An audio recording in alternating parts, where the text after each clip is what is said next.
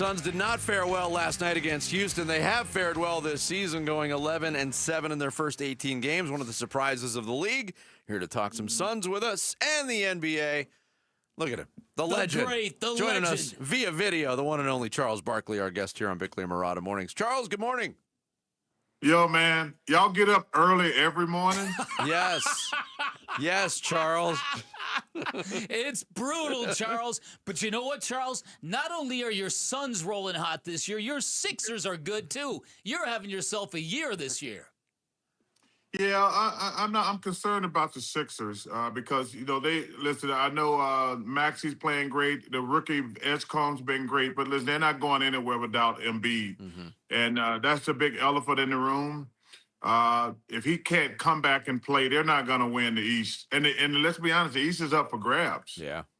I mean, you look at Indiana, look at Knicks, they're probably the two favorites. Detroit they're balling right now. Yep. But the East is definitely up for grabs. But listen, the Sixers aren't going anywhere without Joel Embiid, no matter how well the young guards play. Well, let's focus on the Suns. I know you got an up-close and personal look, real up-close, front row the other night against Minnesota. Just an unbelievable comeback and gutty win for that team. But this team had no expectations, Charles. And here they had to trade Kevin Durant because of what they did at the trade deadline last year. And they've come out, and they look like a different bunch, a renewed bunch under a new head coach. What are your thoughts on the Suns so far? Well, I want to thank Matt Ishbia for inviting me. You know, I don't go to games because I'm very strict on that. I've had my day, but I don't go to games anymore, to be honest with you guys. But Matt's asked me to go a couple times, and I went, number one, to celebrate one of our teams, but also he called me last week because, like I say, I don't go to games. I had my day. I watch every game, but I kind of stay out of the limelight. I do my TV gig, but I don't go to games because I think the players today, to let them get their flowers. You know, it's interesting. They have shocked some people. I love their second unit. Second unit. That little kid, Gillespie, and those guys, man, they're playing so hard. I need my starters to pick it up a little bit, especially Devin Booker. When you're a star, and it's a double standard. It is what it is. You can't get mad. You have to accept the responsibility. He has to come out and ball every night. He didn't play well against. Let's get one thing. That was a choke job by Minnesota. Let's get that out the way. Absolutely. Okay? But it was still fun. Hey, that was a 100% gag choke job by Minnesota. I'm glad the Suns won, but we have to be realistic. That was a gag by Minnesota. There's no way they should have lost that game. When you're up 8 with 50 seconds to go, you had to do a lot of stupid stuff to lose that game. And okay, they did. A lot of stupid. They did. And I saw they kept their stupidity going last night in Sacramento.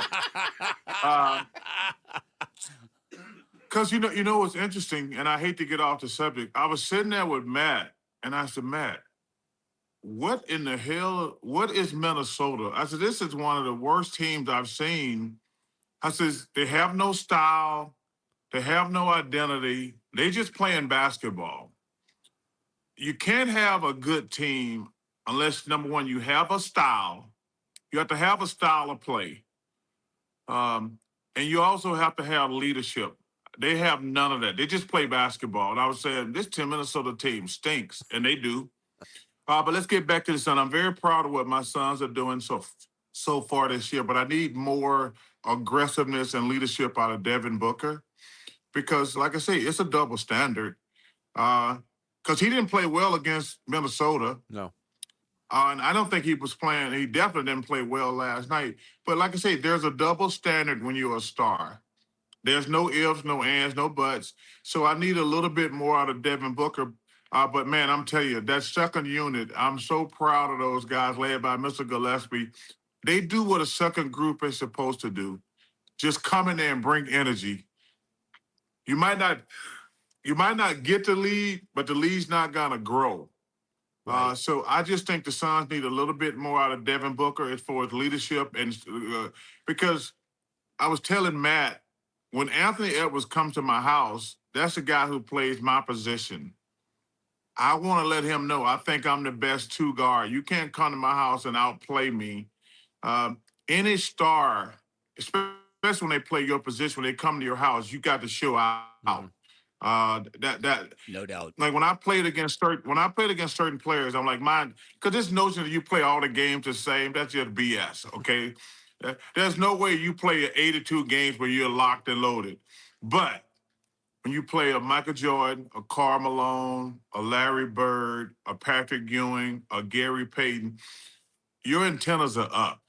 So that's the thing I did not like about the game Friday night. I thought Devin was too lackadaisical. I'd rather you be over aggressive and screw up than be passive. Yeah.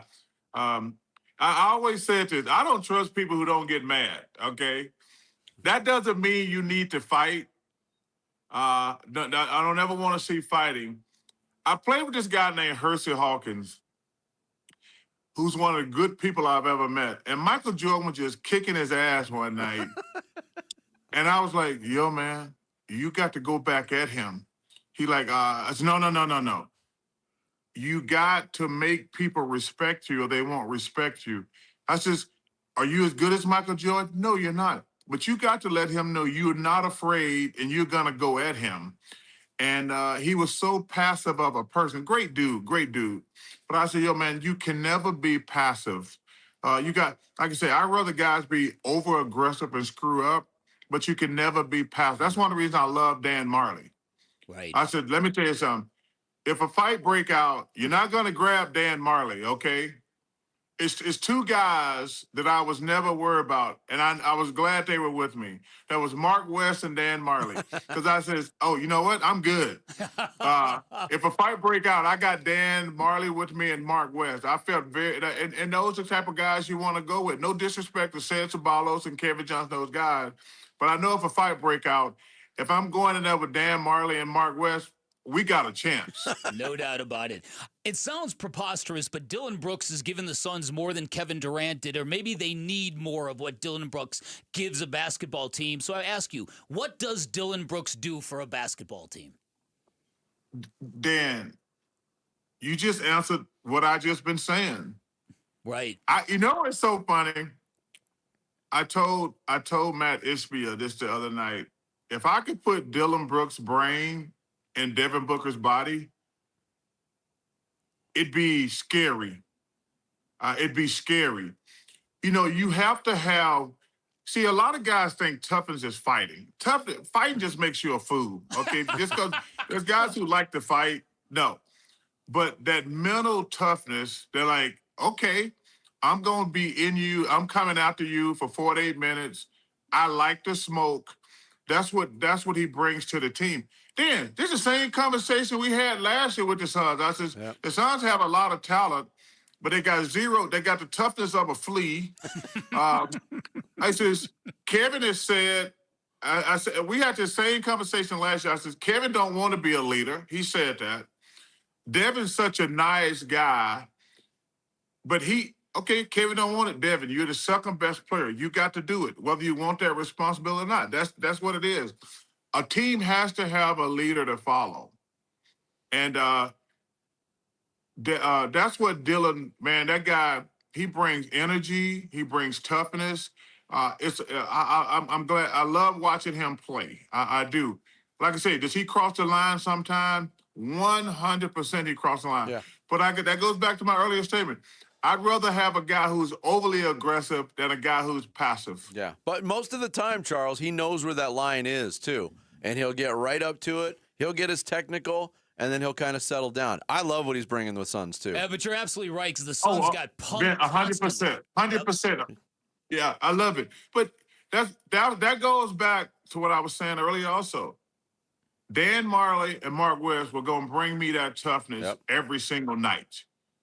You need that because the reason you need it, mentally and physically, you cannot play great every night. Some nights you're struggling because you're just missing some shots. Some nights you're tired physically. Some nights you're tired mentally. But if you have that switch that Dillon has, that Mark West had, and Marley had, they just going to go 100 miles an hour, give you maximum effort all the time. Because it's impossible Like, I hate guys get on TV like, we're going to give our best every game. First of all, that's not true. You don't have it all 82 games. It's impossible. Sometimes, like I said, you're mentally tired. Sometimes you're physically tired. Sometimes you got crap going on at home with your kids. I mean, but when you have that built-in switch, like it's always on, that's a great thing to have on a team. Charles, thanks so much, as always, for joining us. You're the best. Thank you, as always. Happy Thanksgiving to you, man. Hey, man, you know how much I appreciate you guys. I hope y'all have a great Thanksgiving. You know, it's my favorite holiday of the year. I told you guys, Christmas sucks because everybody just wants.